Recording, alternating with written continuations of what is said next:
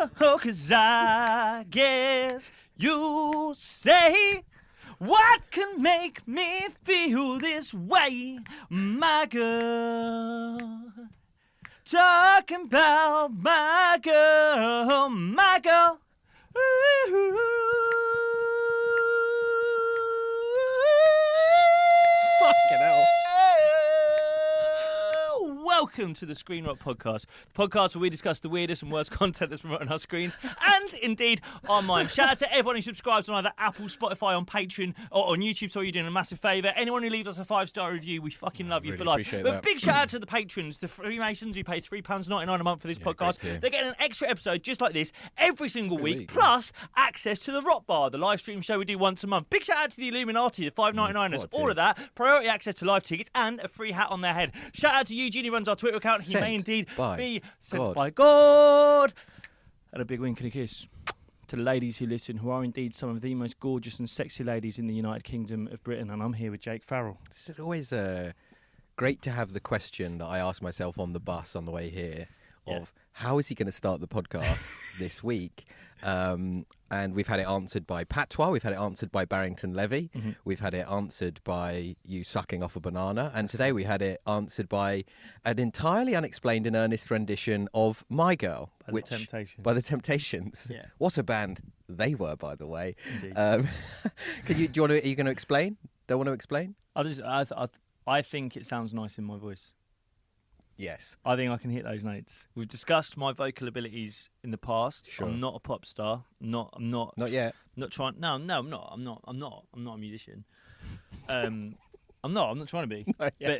But I think I could sing professionally in pubs and at weddings. Yeah. And there are a few voices that lend to my vocal abilities. Right. I can do Robbie Williams. I can do Elton John. And that particular song by the Temptations is in the the very narrow range I have. Yeah. So you could do Let Me Entertain You, you can do My Girl, and you can do Rocket Man, and then Wedding Over. Yeah. Right. If you're booking quite a short wedding ceremony, Yeah. then email Jacob jacob.hawley@hotmail.co.uk. Oh, that's my real... Anyway, yeah, just do that. Fucking hell, it's going to be a funny one today. I was thinking on the bus, what would be the most embarrassing way that I could start the podcast? What do you mean embarrassing? So when you throw to me, I think I came up with it. I think that if I'm here with Jake Farrell and I went, "What's up, my guy?" completely earnestly, I think that would be the worst way I could do it. Who does a lot of My Guy? Who do we watch that does a lot of My Guy? Everyone that lives in Manchester, by the looks of things. A lot of Andrew Kerr does My Guy, I think. And Declan Rice. Declan Rice, yeah. Love it, my guy. Love it, my guy. Sax, Do you guys know where to buy a gun, Sax. my guy? Sax, you know where I can get a bit of bud, don't you? Nah. Undercover operative Declan Rice. Don't, obviously, no worries if not, my guy. New Malden's slickest man. New Malden's slickest undercover operative. I settled between that, "What's up, my guy?" or me going, "Hufflepuff's in the house." And if I just did that entirely earnestly, not in trying to engender an ironic laugh from you, but would you just end the podcast there and then? And I don't mean the episode, I mean the entire venture. No. There's nothing you can do. I don't think there's anything you can do really? or say that knocks me off. I'm a paedophile. Welcome to the screen. No, that's not going to get clipped by 100 graphic designers. No, do you know? It's interesting actually. We're getting more of that. There is a no context Screen Rot Twitter account now. Right. There is a fella called Lee who does some really funny edits that he does on the Patreon side and on Twitter. But one thing that people have pointed me towards, they're like, I've watched a lot of it on YouTube, and they're like, there's one thing I've noticed with you, the one time that you do seem genuinely annoyed at Jake. Do you know what I'm going to say? No. It's when you say things about Arsenal.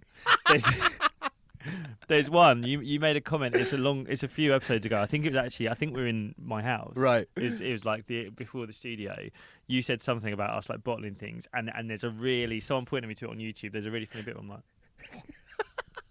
for audio listeners, I'm genuinely scowling at him like, why'd you say that? What? We're not even talking about Arsenal. It's really funny in the context of like, you know what? You haven't seen our injury list.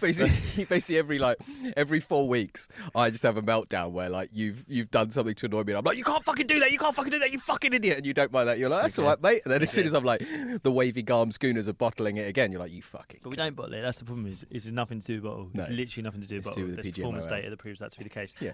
What's been going on with you, mate? Give us an update on your life, please. I know you don't love it when I do that, but I want to hear something. What do you want to hear? What's been guaning? What's happening? There you go. Guaning that's nearly it. got you. There it is. Yeah, that's the most embarrassing way I can start the podcast. What has been happening with me? Nothing of interest, really. I am at the moment recruiting at my work in my day job. I had to read 127 CVs in 2 days. God, the funniest thing, because you do. We won't go into too many details of your job. I have seen that one of the most searched things after your name on Google is LinkedIn. People are coming for people me. Are on the hunt for what. So you it's do. funny actually because I was on LinkedIn earlier because I had to be on there for the job thing. Yes. And I've got 2 what's it called, like friend requests? I don't know what they're called. Yeah. From like people that are completely unrelated fields. Men aged 26 to 30 in baseball caps with stubbly beards who live in Zone 2. Yes. Yeah, and I went to accept them thinking maybe they want to contact me about that job, and then I was like, no. They're trying to get me. Got a clip of Bevo doing pornography. That'd be the funniest thing. You're sat there on like a serious panel at your office being like, right, thanks for coming in for an interview. And some shithead's like, I know you. I don't think we're far away from that, to be fair. I don't think we're far away. Yeah, don't come on. Just leave. This is my job now. This is my main job. That's my second job. This is my day job. This is your day job. And you're trying everything you can to break out of this and get into my side hustle is in charity grant management. I'm really hoping if I work hard enough one day I can leave Screen Rot behind and finally get in an office. I'm asking to go 4 days a week at Screen Rot so I can do a full day of my day job. Yeah, that's probably on the cards very soon actually. But I have a Death of the High Street update. Well, do you know what? It's actually more than a Death of the High Street. It's simultaneously a Death of the High Street and a Death on the High Street update. Wow. Yep. Okay. That sounds like an Agatha Christie novel. Yeah. Death on the High Street. Okay, Death of the High Street and a Death on the High Street. Wow. What happened outside Nambucca in North London? There's a man. Who's that? That Poirot? That's Poirot. No? Oh, right. You sound like you're doing the mob boss from The Simpsons. Well, do you know the last time I did that exact impression, you thought I was doing an impression of a Chinese man? The last context I did that. I wonder what could have made me think that. The last context I did that within was Big John ordering from the Blue Orchid in Robert. Mr. John, we've got a very interesting proposal to make you. There is a brown envelope underneath the table with some sweet and sour chicken balls. No, but this is fucking true, and it does actually involve Chinese people. So I was having a booze last week. As is your democratic right, by the way. Do you know what? So I was doing a gig in London. I was doing a gig in North London, comedy club called the Bill Murray. Rotters in attendance, amazing. Coincidentally? I don't think so. I think they seen you on the bill. I think they were there. Yeah. Very nice. Love it to say hello. And it's like a real kind of like a little gig in London where I go and try out new material. Yes. Yeah. And just randomly, I said to a few mates, I was like, I'm in London, so do you want to have a beer? And they were like 5 of them were like, yeah. And I was like, we met beforehand, had a few beers, then I did the gig, and then we had more beers afterwards. I was like, why don't I do this all the time? This is great. Well, like bring a little entourage of friends to all of your gigs. Yeah, well, I don't, I've got 2 kids, I've got fucking 7 cats living in my house, so I don't have loads of free time. Yeah. I was like, this is what I should do. And then I invoiced for the gig and then looked at my bank account. I was like, it's because I spent more money drinking than I earned from the gig. Net negative. Yeah, amazing. Yeah, absolutely, yeah. Hawley economics for you there. This is it. But so we ended up in, but I met, anyway, ended up on Holloway Road having a drink somewhere. And me and my mate Jerome were like last men standing. Right. We were joined by comedian Johnny White, really yes. Fantastic comedian. Look him up if you haven't heard of him before. Really we were watching a covers band perform Hotel California. Oh, you sat there. Doesn't get any better than that. You sat there with a drink, 1 a.m, going, yeah, this is good. Yeah, this will work. Yeah. My fucking idiot mate Jerome's trying to start a podcast with Johnny. Johnny's phone doesn't work. He can't do that. Yeah. But anyway, you can check out any time you want, but you can never leave. Yeah. Yeah. And we stumble out. We've had enough. Stumble out. Look across the road, and there's a Chinese woman, right? Hands and knees. Help! Fucking hand in the air. Right. Bear in mind, it's a busy street. Yeah. Fucking no one stopped. And then we see there's a body in front of her. It's like, fuck. We get over, and at this point, another fella who was going the other way stops and comes over as well.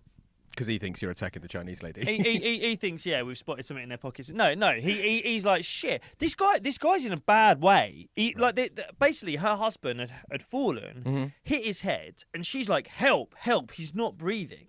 So we're like, fuck. So we get around him. Oh my God. Mate. If that's me, and who's coming across the road in their CP puffer, but the fat-chested gull of Holloway Road.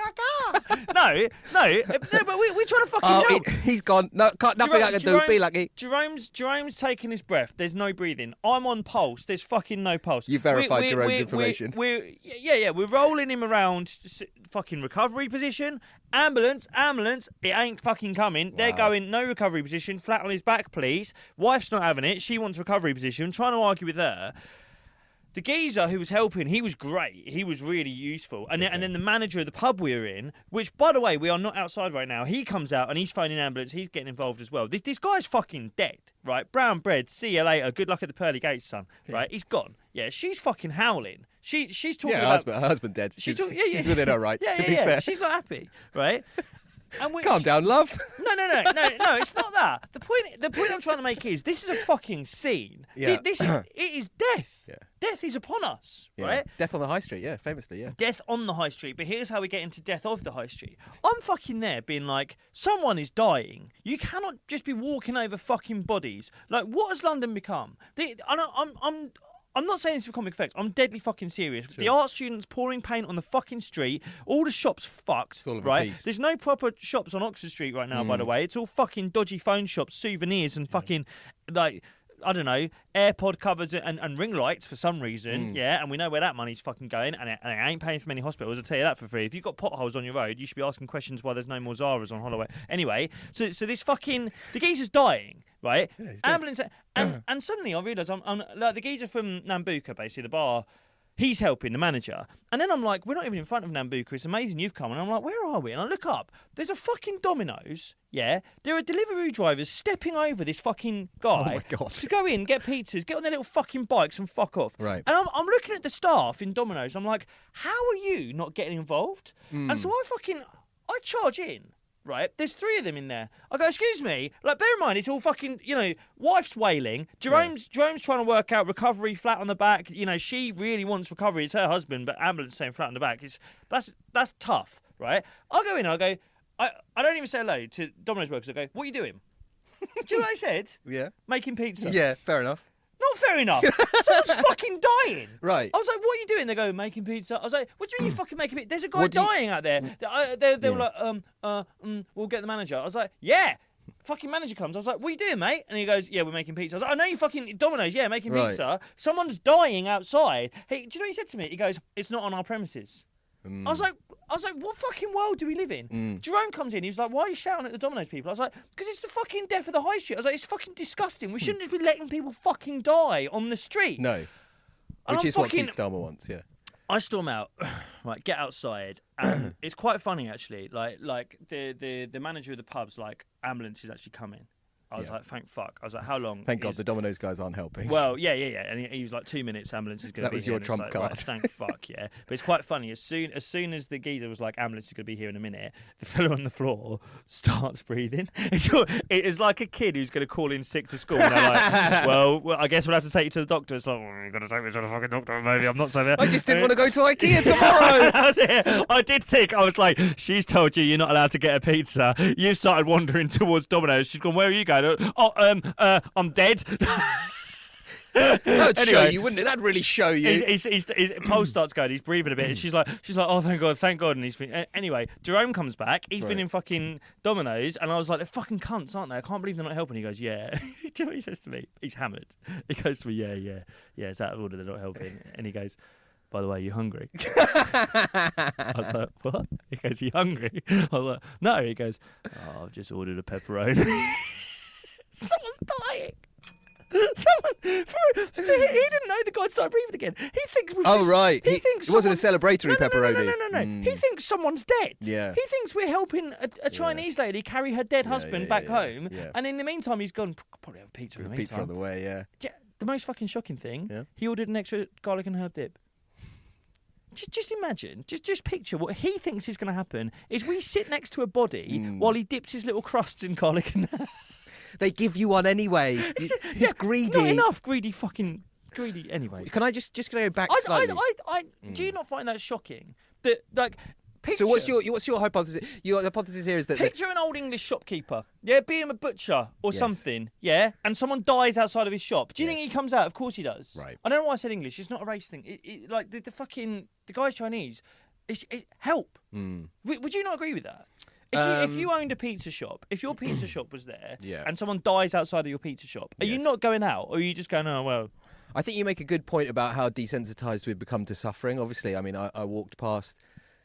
loads of people sleeping on the street on the way here. There's increasing numbers of people around London with clearly very severe mental health problems that people just walk past every day. Everyone walks past me. That's cool. The bloke running into Domino's Pizza shouting about bodies. No one's doing much about him. I definitely think I would come out and just be like, as the manager, like, particularly when she's shouting for help and no one's coming to help. Yeah. Okay, I get that. I do think I am intrigued by, like, so there's 3 guys around this body.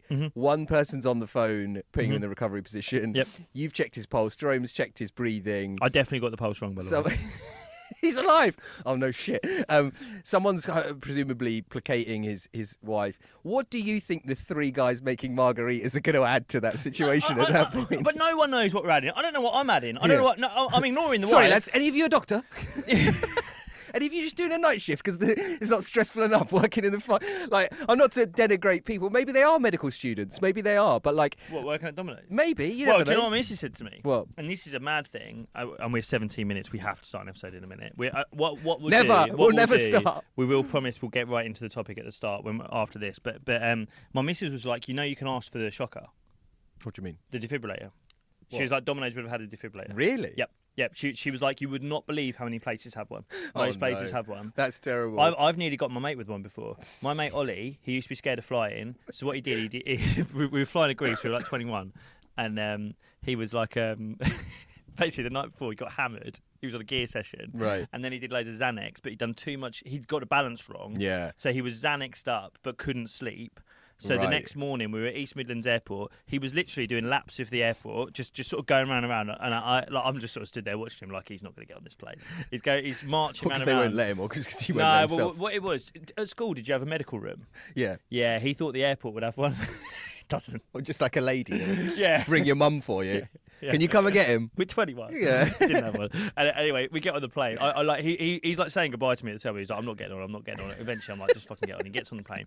He just starts vomiting straight away. He's just filling this fucking bag. Class from him. And the staff come over, and I'm pissed as well, by the way. Great. I'd been drinking while he was marching around the airport. And the staff come out, the airplane staff, and they're like, what's wrong with him? I thought it'd be funny to say he's got heart problems. And they're running, because we're about to take, like, we're moving, and they're running to get the You're thing. You're literally in the last place you want to be if you've got They're heart running issues. to get the thing, and I go to him, they're going to shock you. And he's got a fucking bag full of what? He's going, don't shock me! Don't shock me! Also, I think, like... But you can get your mate shocked, basically. If you're on the high street and someone collapses... No, you can't. Mate, we could have got... Anyway, I'm just imagining... Alana should never have told you that, because now... I'm going to get you shocked. There's going to be some poor you. Chinese bloke on Holloway Road with a sprained ankle, and you're going to come running out of a Domino's pizza with a defibrillator you don't know how to operate. Right, you had enough bollocks. Steph on the High Street update done. We're so sorry it's taken so long. Ladies and gentlemen, we're going to get straight into it. This week we're talking about... Gary Gunn here. Gary Gunn.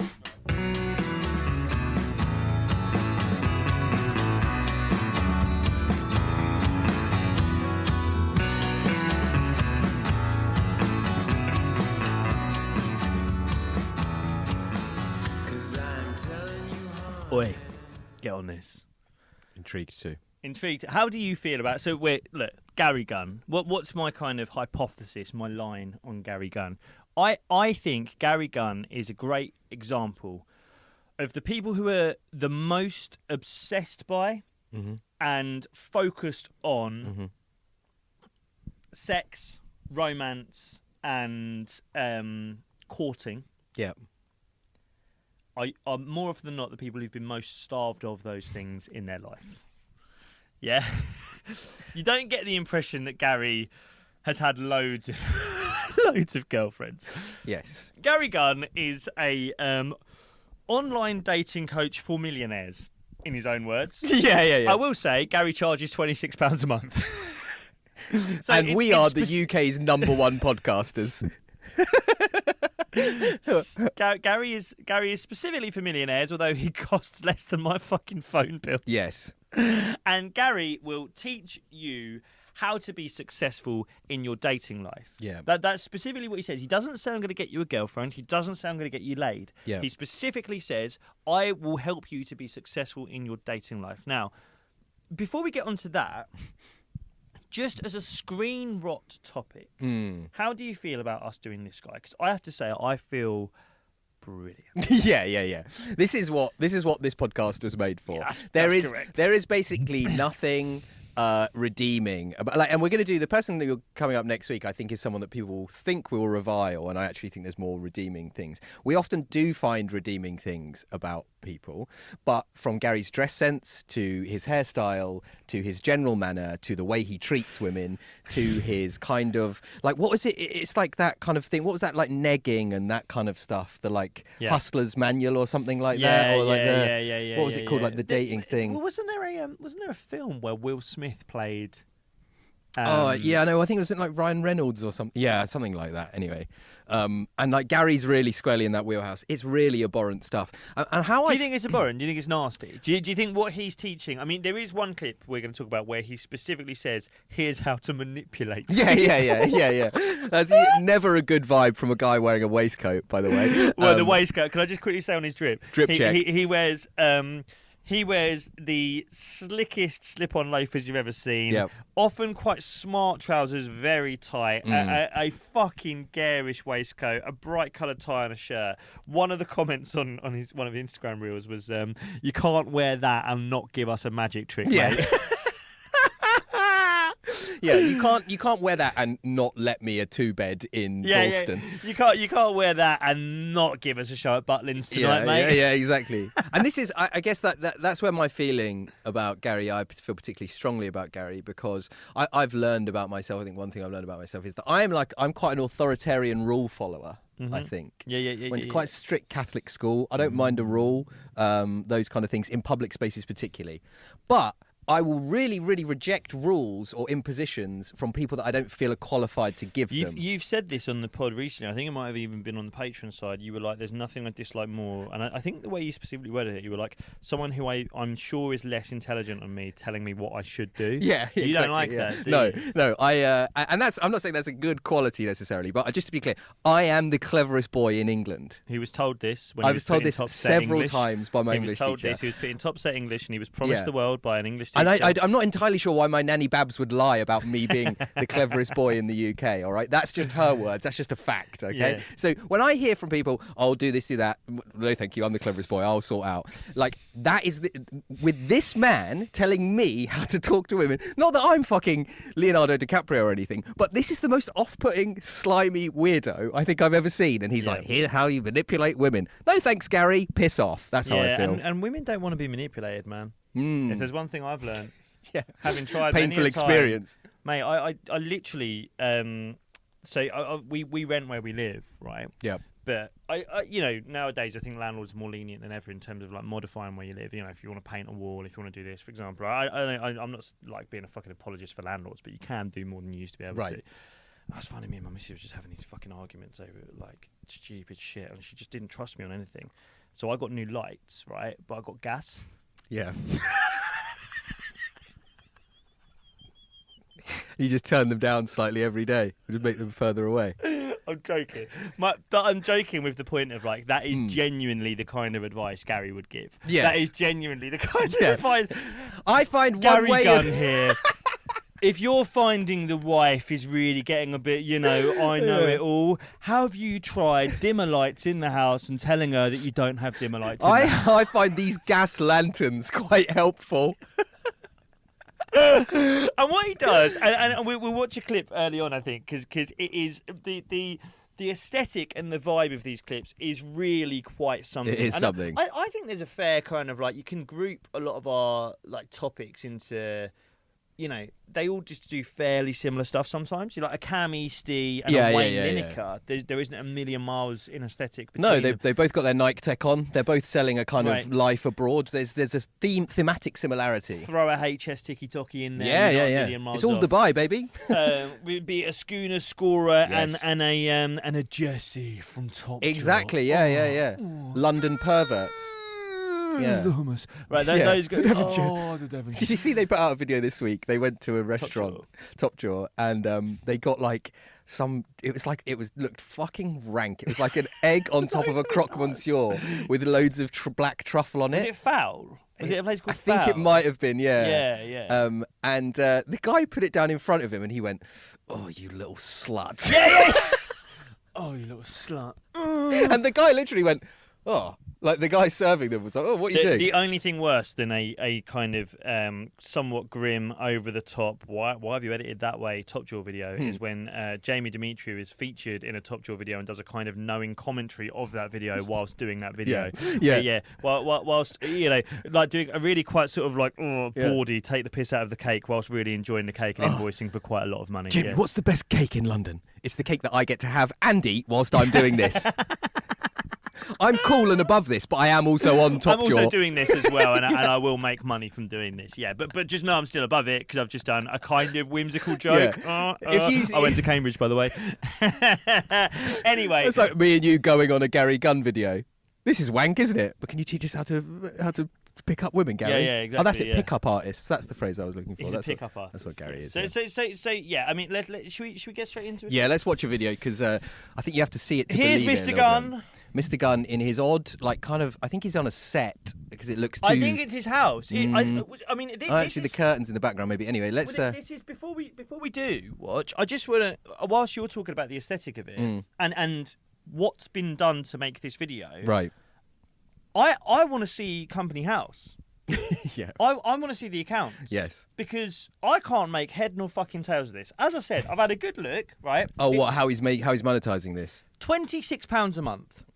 I don't think loads of people are signing up, right? Yeah. I've looked at the comments, the web, be it TikTok, I think Instagram. there are more incel psychos than you realise. Well, the ratio between shares and likes is always a real tell on some content, yeah?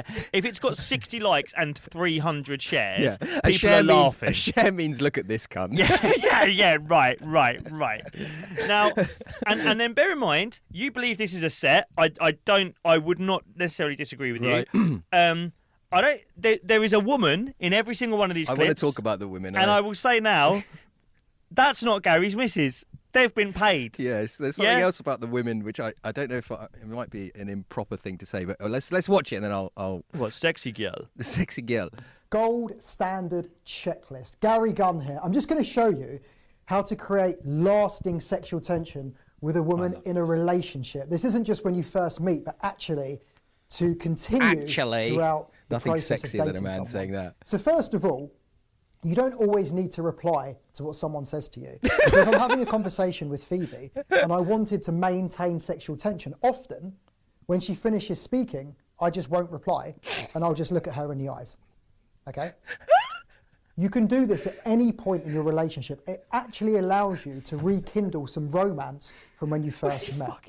The second and most important one, in a relationship, to maintain sexual tension, you need to have time apart. If you're too close together, that's love. If you're too far apart, that's individuality. But if you create a gap, this is where lust can live. I think ChatGPT wrote that for him. I don't think he wrote that. But that is true. I've watched other clips. He will, like, I thought he was going to act it out in that one. He doesn't. In a lot of them, like, he'll get her to do that. She'll go... And like they're kind of, I think they're models rather than actors. The women that he has in these clips. I think that's fair. So yeah, they're not amazing at dialogue. I don't want to knock the women. Yeah, they're there to do a job. But like they'll go, "Hey Gary, where should we go for dinner tonight?" And he'll just go. He just won't speak. He'll just look at them. Like.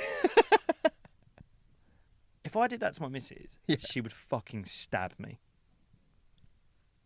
If I did that to my missus, Hi, Jacob Hawley here. Tip: if you want to get stabbed by your partner, here's what you can do. After they've had a long day taking babies out of other women, and they come home and they've not slept for like 12 hours, and they've been up all night with the kids. Which takeaway will we get? I can't cook. I know you don't want to cook either. Is it burgers, pizza? Shall we get a Chinese? What would you like? And in my head, no.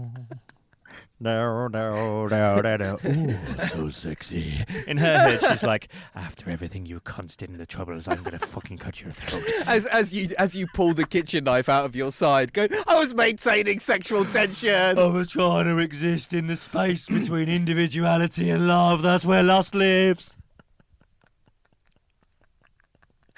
He keeps saying that. Why does he keep saying that's where lust lives?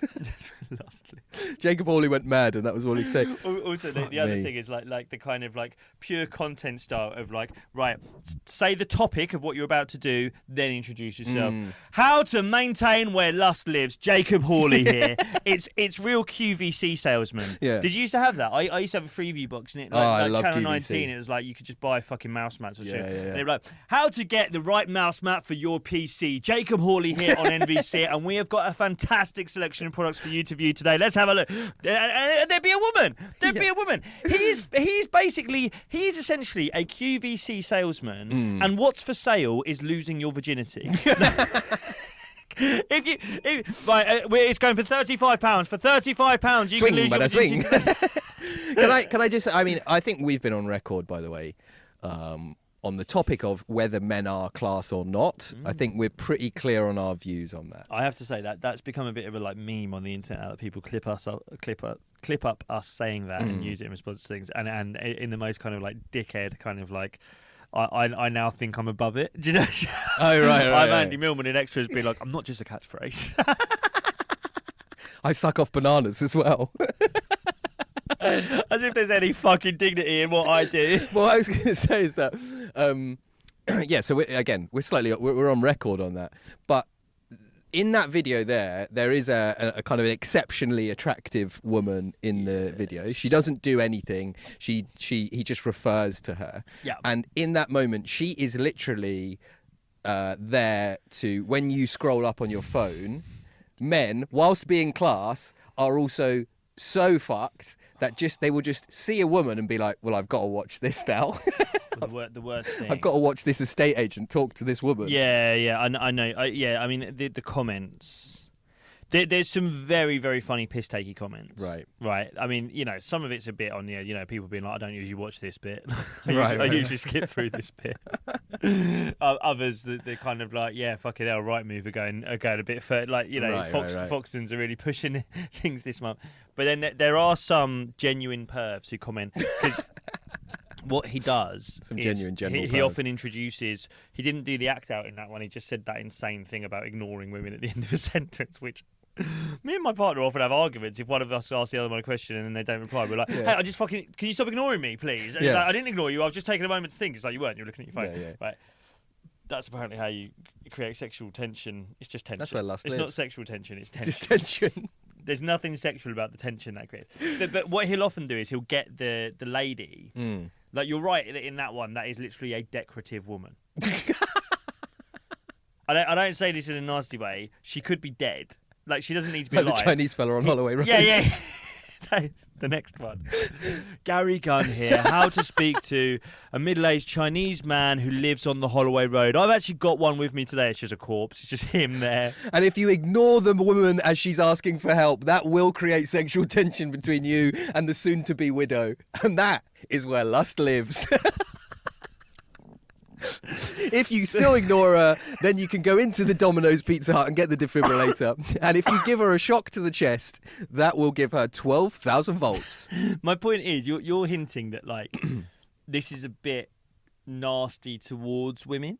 I think it's not. I don't think it's the most respectful way of talking about how to have a relationship with women if you're employing techniques to get what you want. Do you understand? Yeah, it's inherently manipulative, and I mean, like, I think it kind of really common idea in the dating world. I haven't been dating for like 12 years, so what the fuck do I know? But like Yeah. the idea of game playing, right? The idea of like you're not saying what you truly mean. You're trying to like incite a specific reaction. You're trying to, like you say, manipulate people is something that people frequently cite as like, I don't want that in a relationship. I want people to be straight with me. Yeah. And Gary is doing the exact opposite. And also within that then, within his content creation, he's got a decorative woman for clicks. I mean, like we used to talk when we were growing up about you shouldn't objectify women. Yeah. She is an object in that. She's literally an object. Literally, that's what I'm saying. That's what I'm saying. She doesn't need to be alive. He could have used a body. Yeah, like he could have used a mannequin. Yeah, a sexy mannequin. Or gone and got a fucking corpse. He could have genuinely just hung a woman there and gone, by the way, body here if you want to have a look. And from the looks of Gary, I do sometimes wonder if he has access to female corpses. Yeah, but this is.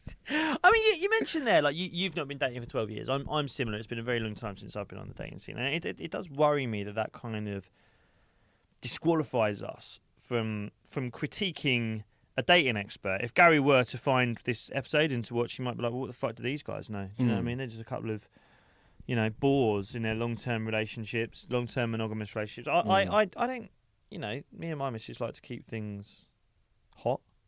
Do you know what? I did a thing at the weekend. Okay. It's the tone of the okay. On the Patreon side this week, I told some stories, and Jake said at one point that you feel like my carer. You feel like you don't know why I say the things that I do. It's like you're employed by the government to come and sit with this man with special educational needs and work out what he wants. Why does he keep saying these things? Why does he keep listing off these stories about like bodies on the Holloway Road? I am negotiating with a terrorist in a way. Yeah. It's like what does he want? If he would only, some people must have just want to watch the world back. That's where we are. So what happened? Yeah, the weekend. I had a fucking. But where was I? Where was I working last Saturday? I don't remember where I was. But I was home early, right? But basically, I'd fucked it. I was tired in the daytime. I'd had a late night the Friday. Beers, yes. Body on the Holloway Road. Right. It's coming back to me now. It all comes together. Yeah. Where was I don't know. I could find out. I don't care. Doesn't matter. Come back from a gig and I was tired and I was doing like an hour or so's drive, but I was tired and I always worry I'm going to fall asleep on the way home from a gig. Yes. Because that has happened to other comics and they've genuinely passed away because car crashes on the way home from a gig. We're tired, we do late nights. Anyway, so I use Chris Williamson's fantastic New Tonics, the energy drink by one of the world's leading thinkers. I didn't realise, New Tonics, what we drink. Yeah. There's one in my bag. Do you want to grab? No, don't. Actually, he's not paying us. But do you know how much caffeine they've got in it? Yeah, didn't you tell me the other day? Is it like 3 times the amount of a cup of coffee? Yeah. Yeah. I wonder they make you feel good. Woo! Yeah. Now, what happened? So you can do all that reading about self-improvement and stuff. That's correct. Yeah. So you can do all the thinking you need to do. Yeah. But I wasn't doing loads of thinking. I was just doing a little bit of driving. And basically, I didn't need 3 cups of coffee. No. I drank the New Tonics, and I got home. My missus was awake, and that's quite a rare thing for us, that she'll be awake after one of my gigs. And she was like, do you want a glass of wine? And sit together. I was like, yeah. You're walking around like Ray Liotta at the end of Goodfellas because you're so fucked. This is the hard thing. I'm fucking up on New Tonics. I'm a bit sideways from the wine. Then hello. I peep the electro. That's where lust lives, baby. Well, then I see the electro ball. Oh, hello. And that's dragging me down. Yeah. New Tonics up. Yeah. Wine to the left. New electro bomb pulling me down. I'm in a strange headspace. Yeah. I'm on the sofa with my missus, the love of my life. You're like a hot water air balloon that's kind of gone out of control. I don't know what's going on. And I love her. I really love her. I love this woman. And I don't get to be around her as much as I'd like to. We've got 2 kids. We don't get as much time for intimacy as I'd like. Right. And we're sort of laying on the sofa and she's got her leg draped over mine. What are you doing? Why are you doing this? What? No, it's not going where you think. Okay. Right. And then, do you know what I noticed? And this is something about your partner that I think is such a love. I noticed her smell. Right. And when you've lived together as long, you become sensitized to it, yeah. You smell so nice. Mm. And I grabbed her. Just a bit of her. I wasn't even thinking about which bit I was grabbing. I just smelled it. And I was like, oh, my wife. We're not married yet, but my fiancée. Yeah. And she's like, what you did? I was like, what? She goes, you're just sniffing my foot. She's like, I've asked you a question, you're ignoring me and you're sniffing my foot. I didn't think it was her foot. And I'm not a sniffer. Are you a sniffer? What? Do you sniff? It's like everyone has an answer to that question no, ready. Some people sniff. Are you a sniffer? I I sometimes annoy my partner by grabbing her and pretending to be a chimpanzee. Oh, you pretend, right? Yeah. I actually like to smell it. Okay, right. But my mate, I got no, oh fuck, we might have to bleep this. Yeah, we'll bleep Would you that. mind? Sorry. Yeah. I got a pal, and he's a sniffer. Right. Yeah, he really likes the smell of a woman, and he thought he was more of a sniffer than he actually was. And Right. him and his ex had a thing. They were having sex one night, and he was like, "Yeah, man," and he was pissed, and he was like, "I'm a sniffer. I'm gonna sniff." Yeah, the scent of a woman. And So all what that. he did is such true. He spun around. It's such true. No, I don't like the phrase "spun around." I don't like that. All consensual. What? No, that's not about it being consensual. Basically, my mate thought he was really into a woman's scent. He was like, "That's my love language, my aphrodisiac. I like the smell of a woman." He sniffed a girl's bum. And do you know what he did? Involuntarily, just vomited. Just vomited everywhere. She was like, "What the fuck did you just do?" And he's like, "Do you know what he said?" He goes, "I thought it was my love language. I thought it was my love language. There's vomit all over her room." He was sick everywhere. It's just a genuine mistake. He didn't realise that would happen, but he Men are class, man. he sniffed the bum. Oh my god, I'm gonna have to like chat GPT like an image of myself just looking, not laughing at that, and just looking upset instead. That doesn't fit with the brand. But like I we're not single. How the fuck did we get onto that? Jesus Christ. Let's watch some more, Gary. Let's get back on track before I say anything else. You know what? Gary's a bit weird around women. Here's a story about how I sniffed my wife's foot. No, but it wasn't about feet. It's not. I'm not a foot person. I would love to be a foot person, by the way. What I do you don't know mean? if you've got a fetish. I don't have a fetish. I fucking wish I did. Right. Oh my god. I think about this all What the time. fetish do you wish you had? I don't care. I just wish I had one. Yeah, like for me, I just like a bit of everything. In, out, up, down. I'll do anything. Yeah. I'm not. You like an all-inclusive hotel buffet? I'm not stuck to one thing. What you'd Right. really like is a very specific Vietnamese regional Right, restaurant. this is it. I scroll Deliveroo for fucking hours. I don't know what I want, and I'm the same in the bedroom. It's not that I get frustrated, but I can go this way, that way, forward and backwards, whatever you fancy. I'm hungry. Yeah, sweet. Right. I think, you know, like some people when they go on Deliveroo, they're like, I'm getting Chinese. I'm going for the same place I always do. Like Big John. You're thinking about Big John, Yeah, I'm thinking about Big John. Yeah. He knows the order. Sure. 3 chicken chow mein, 4. Yeah. Like, don't you wish you were like that in the bedroom? Well, I Feet, guess. please. Feet, please. Do I wish I was like What are you that? gonna do tonight, Jacob? Feet, please. Just like on our anniversary, the most loving day of the year. Feet, please. I'm jealous of that. I wish I had a king. Well, yeah, I guess like if you're in a kind of relationship where that kink is reciprocated and understood. I think in most cases. I think again to go back to the dating game, if you're a feet please guy and you're like meeting in Feet, please. if you're-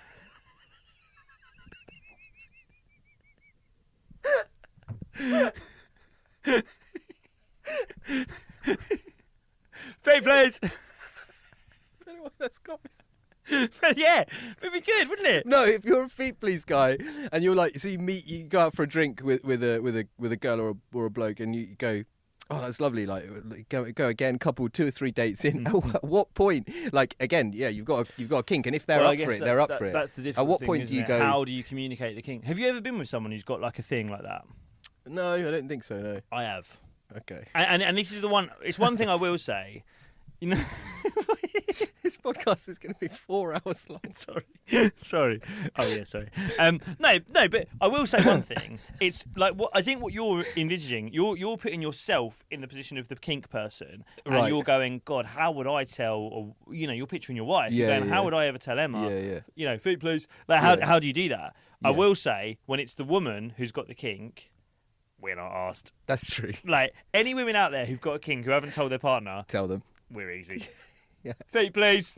We don't care. We don't fucking care. Feet, please. Fucking, I don't know, Yeah. smack me about a bit. I don't fucking care. Yeah. God, there was one who punched me in the face though, and I was a bit like, fucking hell.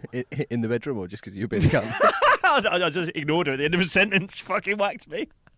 That's her Ulster. Anyway, let's watch Gary go. Second clip of Gary. This one's called Another Technique to Build Sexual Tension. Here is technique number 2. Now, sorry, we have to stop that.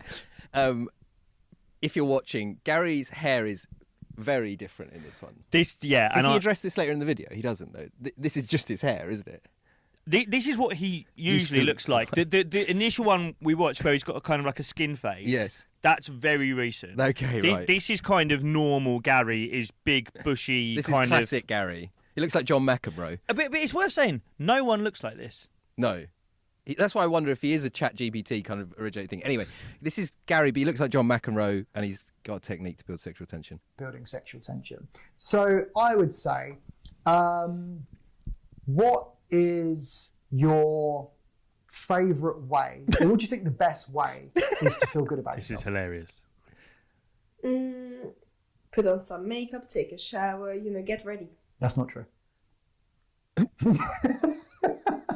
It's response. Yeah, that's not true, right? That is not true.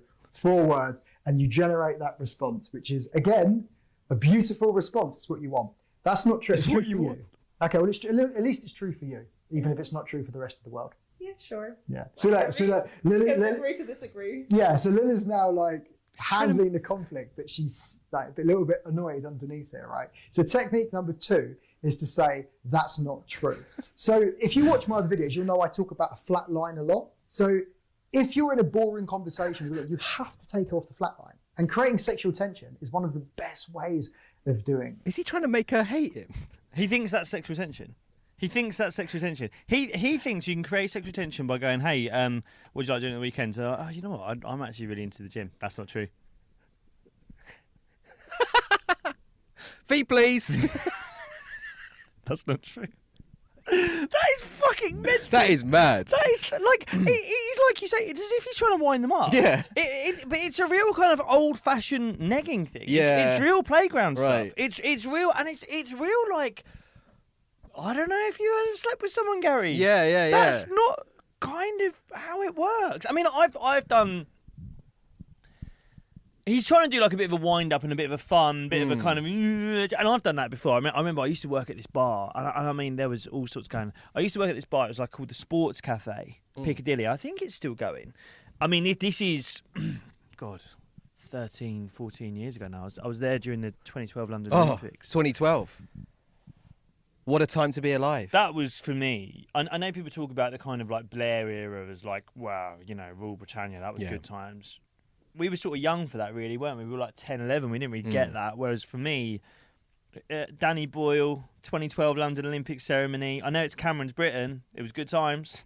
That's so jokes. Like all the Blair era people are like, yeah, really good era. We all got to buy property in London and we got to like make ourselves generationally wealthy. And we're like, yeah, Mo Farah won a gold. Yeah. Do you remember the opening ceremony with the sort of ghost things? That was good. Yeah. And it kind of made you feel good for about 10 minutes and then... Russell Brand on a red London bus before we knew he was a rapist. Fun. And then who needs a 3-bed in Holloway when you can watch a rapist on a bus? And then, oh man, and then the Queen jumped out of the airplane. I mean, she obviously didn't, but she. No. Daniel Craig was with the Queen. James Bond. That was good. Paddington, man. Yes. Stiff upper lip. But I worked keep calm and carry on. I worked at this sports cafe, and I mean, it was like they were trying to. It was like a social experiment of like how many of them will end up trying to fuck each other. Because it was 2012, but like it was like the 80s. It was like the girls had to wear, because it was like American, they had to wear cheerleader outfits. Right. We wore shorts. I mean, I don't think our shins were doing much for them, but they were in cheerleader outfits. It was amazing. That's a very funny false equivalence, isn't it? Yeah. But these beautiful women in cheerleader outfits, what's the same? Make those men wear shorts. Cargo shorts. Yeah, and a polo top. Yeah. But I mean, there was this girl. I can't actually remember her name. Good. Yeah. I was in love with this girl. Right. Like we were working together. There was a lot of flirtation. She was from a posh background. I remember she had a horse, and I was like, oh, I've never met anyone who has a horse before. That's cool. That's class. And I remember we were flirting a bit, and I was kind of like, I'd worked there a bit longer, so I sort of knew how to do stuff that she didn't know how to do. And my fob could open the till, and hers couldn't. And I remember huge oversight on their part. I wasn't robbing. Weren't you? I was drinking. I wasn't robbing. Yeah, that's not robbing. Taking stock and drinking it isn't stealing. That's just. It was good. Anyway, I just remember. Basically, long story short, I had this thing that like every time she'd go in the till, I'd be like, till closed, and like slam the till. Right. She's like, no, Jacob, open it again for me, please. I've got a horse to feed. Yeah. Till closed. And then that was your little kind of flirty. That was my little of, game. That was my little. That's not true. I was till closed. Right. Feet, please. And then basically she had her hand in the till once. I tried to do a till closed. I was drunk, so I went a bit too hard. I broke her finger. Had to take her to A&E.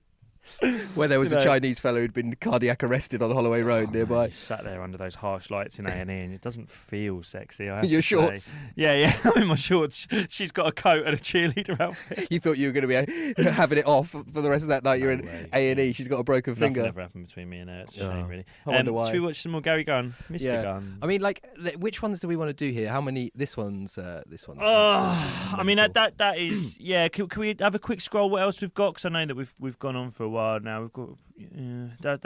There was one there that was like how to tell your missus she's when. I mean, God, this girl. Wrong way of going for the first move. I'll put these images up so you can scroll through them. I think it's like a kind of the lure. Yeah, we'll tease you with them all. Oh man, I mean, okay, that one is really good. Let's do this one because we don't want to miss this one. So yeah, here we go. This is Gunn, and he's got his hair sorted in this one. There's a new way to start a conversation with a woman. I'm going to demonstrate it first, and then I'm going to explain it afterwards. Let's just say Laura's waiting somewhere for a bus or something. She's standing like a bus waiting stop, by maybe. herself. I don't know. This is exactly how I would do it. I'll go off camera for the initial bit. Thanks, Gary. So I'd say, oh, excuse me. Hi. Hello. I was just walking past and I noticed that you were dressed up well. I just wanted to say I absolutely love what you're wearing. Oh, thank you. Yeah, you seem probably like you're on your way to some kind of modelling shoot or something. No, I'm actually just going home from when I've actually been to one and I'm just on the way home. Ah, okay. So you're a model. Yes. Yeah. So my guess was right. You are a model. Guess That's so. what. Yeah. Okay. Yeah. Okay. Yeah. It's right. Yeah, exactly. very, So can you guess what I do? No, I'd say something businesslike. What he's like, you remember that like Radio 4 game show, Just a Minute, where you just like can't stop speaking and you can't hesitate? He's like that, but he's like the worst contestant on that ever. He's just like, so you're waiting at a bus stop? You're waiting at a bus stop. And were you like a model? I was like, this guy's meant to be like, I'm the smooth operator, and he can't fucking string a sentence together. The trick that he does again there, it's not, it's leaving the pause. It's like, hi, and she's like, hi.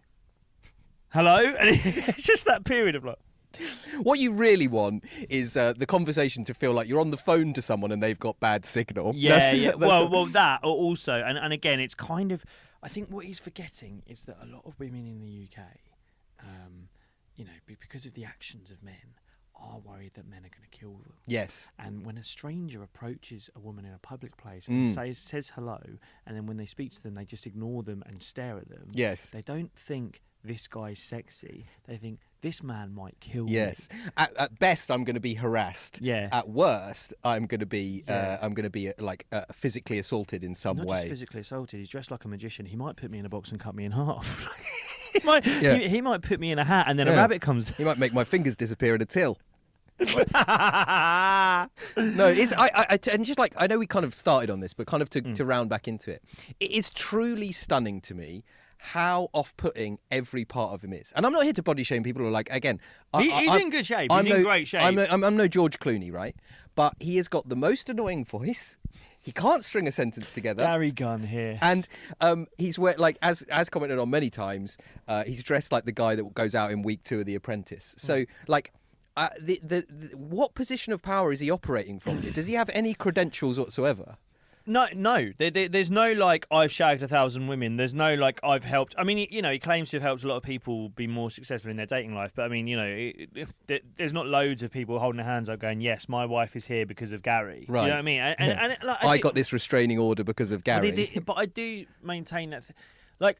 Anyone who's kind of too obsessed with either courting, dating, or sex, they don't tend to be people who are people that make women comfortable. Like, I had a mate when I was at uni, and he was a great guy, like really funny, really like lovely bloke, right? But the thing with him, he was a virgin, and it was like a thing. That he was a virgin. And I don't know how old you were when you lost your virginity. I was 14. Wow. That's quite young. Is it? Do you think? I think so. Explains a bit, yeah. I think that's normal, no? In the UK, 14. I don't know the average age. I don't know if they. I just turned 14 as well. Wow. Is that young? I don't know if I'm it's not, like I'm scarily not young. saying like I'm a legend. I did it young. But- no. I just think it's. I mean, I remember how I did it. Fuck me. It was girlfriend in the year above. That I mean, I am a legend for that. That's class. They used to do like rather than parents' evening, they do parents' afternoon at my school. Right. Which meant you just got an afternoon of like everyone's parents are out. Let's Time to lose our V plates. I need, do you know, yeah, and I remember. I mean, the only thing I'm not going to go into details, obviously, No. but I do remember that. These You are know, about 14 you put the telly on. There's all you can't like at that age. It's never. And I think even at this age, I mean, some of the fucking films I've pretended to watch whilst having sex. It's crazy. I mean, I remember Final Destination 6 once. It was crazy. But with this girl, I remember, middle of the day, you just putting the telly on. Yeah. Doctors. Yeah. You know, the soap. That's I lost my virginity to Doctors. Just a deal or no deal. Yeah, I think that came on. I mean, as if I lasted that long. I remember Doctors, and I lit a little candle by the end of my bed, and that was Yeah. But That's romance, maybe. God, I remember I nearly lost it a couple of weeks prior at a house party. It was awful. It was like me, two mates, all of us had girlfriends who were friends, Right. and all in a room, all like hammered on Malibu. I still can't drink Malibu to this day. I was like fucking, as I say, I think 13 or 14 at the time. I can't drink Malibu to this day. It's like drinking at 13. I was a lot younger than that when I started drinking. That's mad. I lived a horrible life, man. Anyway, and I remember like this party. You know how they say like men are like influenced by pornography and it's really toxic? Mm-hmm. They do say that, yeah. Yeah. And I definitely was, Right. but not in the kind of toxic, oh my God, it's a bit ugly way, in a really cringe way. Basically, I'd obviously never had sex before, and I'd never seen normal people have sex. I only ever watched pornography. Yeah. And I remember I was in a room, it was like me and this girl and then two other lads who I was friends with and girls, and everyone was kind of in separate, someone on a sofa, someone on a bed, everything going on. And I, not because I felt this way, but because I thought it was the right thing to do, I started moaning. But like porn moan. Oh yeah. Genuinely. I was like kissing a girl, be like, oh. I remember my mate was like, "Is that Jacob?" I was like, "Yeah," and he's like, "What the fuck are you doing?" Fee, please. But yeah, and then. Anyway, how did I bring that up? Losing virginity. Oh yeah, so I had this mate at uni who like was a virgin, and it was like such a big deal that he was a virgin, and like I never did, and I think this is probably why we became good mates because Right. I didn't give a fuck. Like he was like 20. Do you know what I mean? It's like who cares? Yeah. Like as the way you just reacted to me losing mine at 14, it's like that probably is too young, really. I mean, I'm not going to tell you. Like, I don't Really, I thought that's what we were doing. You mean I'm going to overshare and you're not? Yeah, on this show. Onto your level. No, yeah, I think that there's 20 is not abnormal at all. I think 20 is fine. yeah. I think Nothing's abnormal. Who gives a fuck? But it was this whole. if it's fine and it's consensual and it's all good, then go for it. This do what guy you was want. defined as a virgin. It was like it's like Dave's a virgin, and he talked about it a lot, and I think he was really conscious of it. And then eventually, we lived together, me and this guy, just two of us in a flat, and eventually, he got a girlfriend, and it was like a big deal that him and her a bit. And then what happened was, in the same way that he was kind of defined by his virginity, Right. he then defined himself by the fact that he wasn't. By being a shagger. And he just spoke about it all the time. And I just remember. He spoke about having sex all the time, did he? Oh, that's weird. You know how uncomfortable it can be when someone's just talking about their sexual That's weird. It was horrible, man. I remember watching the Carl Froch George Groves fight. You know, Yeah, in I front of remember 80,000 at Wembley. I remember watching that rematch, and genuinely, four of us lads, beers, and he sat there talking about tying up his girlfriend and things they would do, and we're all just sat there, heads in our hands, being like, "Shut the fuck up, man." You think Groves should try and get inside a bit more? Or?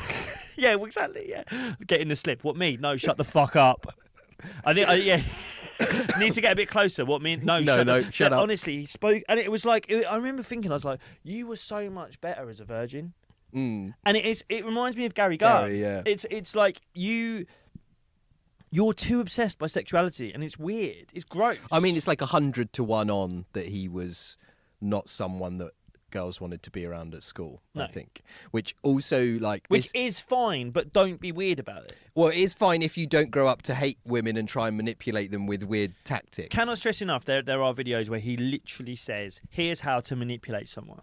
I mean, but even if he doesn't say it, is all manipulation. Yeah. Like any good relationship, whether it's friendship or romance, comes from being natural and being kind and being open and listening. If you're going into that conversation with a set of tactics that you're trying to provoke a feeling in them that isn't necessarily even true, right? Again, this idea of like going up to a woman at a bus stop and being like, are you a model? What do you do for a living? And then like just staring at her in silence. Like it is genuinely meant to make them feel slightly scared. And that frisson of fear to be kind of misconstrued as some kind of sexual thrill, which A, doesn't happen, and B, they're just scared. So like it is pretty dark shit, even if he sounds like an estate agent from Letchworth. Like that's where I think is pretty grim. Yeah.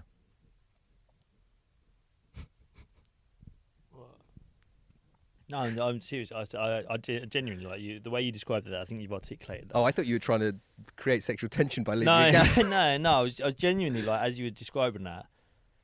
You know, we're obviously like older now, but like you look back on like when you're younger, and the way you just described, I think you articulated that so well there. The idea of coming into like a conversation with someone, having prepared things to get what you want out of that interaction. I'm not joking. Right. I'm not joking. Okay. And I want, you know, we joke about how we've got a very male listenership, but I'd like everyone to actually listen to those words you just said.